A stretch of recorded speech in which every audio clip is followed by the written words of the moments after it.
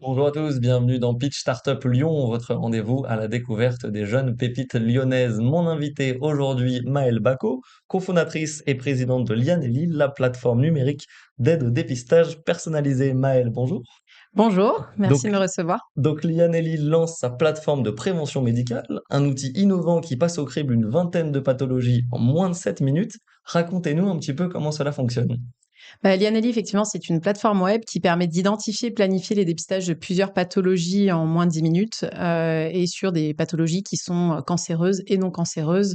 Notamment, on va parler de maladies notamment cardiovasculaires, dégénératives, métaboliques, infectieuses et aussi cancéreuses. Mais le but, c'est de faire en sorte que chacun puisse comprendre en fait quels sont les dépistages à réaliser en fonction de différents facteurs de risque. Donc ça veut dire que l'utilisateur remplit un questionnaire en quelques minutes pour obtenir un bilan personnalisé et il est ensuite redirigé vers des examens, des dépistages à réaliser. Exactement, en fait, la personne va s'inscrire, sur notre plateforme avec, une adresse mail, un mot de passe et ensuite elle va, être tout de suite, onboardée dans un questionnaire qui dure donc environ, 10 minutes et qui Mmh.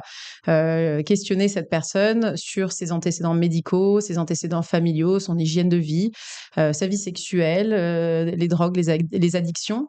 Le but étant, de finalement de mapper, sa vie et voir quels sont les risques associés. Donc à la fin, elle obtient, une liste des dépistages qui la concernent en fonction des recommandations nationales. Nous, on se base principalement sur, les recommandations issues de la Haute Autorité de Santé. Mmh. Et après ces questionnaires ici, il est en lien avec son médecin, donc ça veut dire que la personne est suivie aussi par son médecin, c'est en lien? Alors, l'objectif de l'IANELI, c'est justement de pouvoir faire en sorte qu'on puisse parler de dépistage personnalisé avec son médecin, Mmh. parce que on va dire que la plupart des Français connaissent bien les dépistages qui sont dits organisés par l'État, donc ils sont cancer du sein, cancer du col de l'utérus et cancer colorectal. Donc ces trois dépistages-là sont dits organisés parce qu'ils sont basés sur des critères qui sont assez simples, qui sont le sexe et l'âge de la personne. Donc les professionnels de santé en parlent, relaient les messages, les entreprises également. Par contre, là où c'est beaucoup plus complexe, c'est justement sur les autres dépistages. Quand ça sort un petit peu du cadre, du coup, on a plus grand-chose pour pouvoir le faire. Et les médecins nous disent tous, nous, notre problème, c'est qu'on voudrait pouvoir le faire, mais on n'a pas le temps déjà, parce qu'une consultation médicale, c'est 15 minutes. Mmh. Et on n'a pas les moyens pour le faire, parce que les recommandations nationales changent régulièrement et parfois, ça nécessite des compétences de spécialistes. Donc, l'objectif de l'IANELI, c'est qu'en quelques minutes, l'utilisateur il puisse comprendre quels sont les dépistages à réaliser et qu'il puisse aller en parler avec son médecin. Donc, grâce à une synthèse qu'il va pouvoir télécharger sur la plateforme de l'IANELI et pouvoir en parler avec son médecin. Donc l'objectif, c'est d'informer de manière individuelle et rapide les patients sur leurs risques pathologiques et surtout, en fait, de les inciter à faire des dépistages. Exactement. Donc nous, en fait, on va les informer sur les raisons aussi de leur éligibilité. Donc on va dire, voilà, parce que vous avez un antécédent familial, je sais pas, de cancer de l'ovaire, par exemple. Donc du coup, vous avez plus de risques que la moyenne de la population d'avoir vous aussi un cancer de l'ovaire. Donc ça peut être ça la raison, puis ça peut être autre chose. Puis parfois, le patient peut se retrouver dans une situation où en fait, il a répondu à une question, mais n'était pas bien sûr de ce qu'il devait répondre. Donc l'objectif, c'est pas de se substituer au médecin, mais bien de faire le lien, de se questionner, de délier les langues aussi en famille, de pouvoir se parler en famille des maladies qui existent parce que la génétique rentre en compte. Et qu'ensuite, pour le professionnel de santé, en 15 minutes, on arrive à Mmh. parler des grandes lignes et faire en sorte que la personne aille se faire dépister des pathologies considérées comme à risque pour elle. Justement, quelles sont les pathologies qui permettent d'être dépistées? On en a une vingtaine, donc vous parliez des cancers de la peau, du sein notamment. Quelles sont les autres pathologies qui permettent d'être dépistées avec ce questionnaire et ce test? Oui, alors nous, on dépiste rien C'est une aide au nous-mêmes. Nous, dépistage. on vient informer sur les dépistages auxquels les personnes ont la possibilité d'avoir accès. Donc, on a des dépistages effectivement des maladies cancéreuses. On connaît bien les trois qui sont organisés par l'État, mais effectivement, donc il y a l'ovaire, le cancer de la peau, l'estomac. Probablement que j'en oublie aussi côté cancer, mais après, il y a des dépistages sur les maladies cardiovasculaires. Je donne un simple exemple qui est la prise de tension artérielle.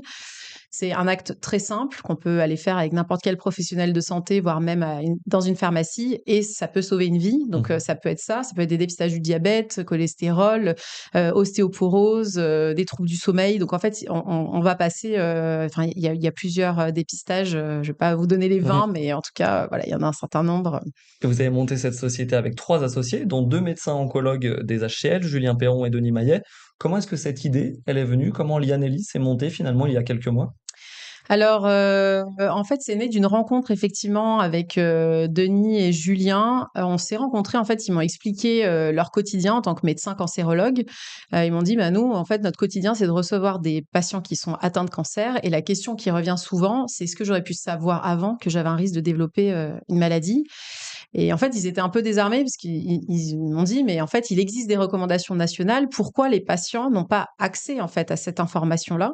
C'est de là que, bah, est née la réflexion, autour de Lianelli et qui m'ont demandé, ils m'ont dit: «Est-ce que toi, tu veux bien nous aider à monter ce projet-là?» Donc, moi, rien de me destiner, au monde de la santé et du numérique. Je vais pas rentrer dans le détail tout de suite, mais j'ai un parcours plutôt dans l'industrie. Mmh.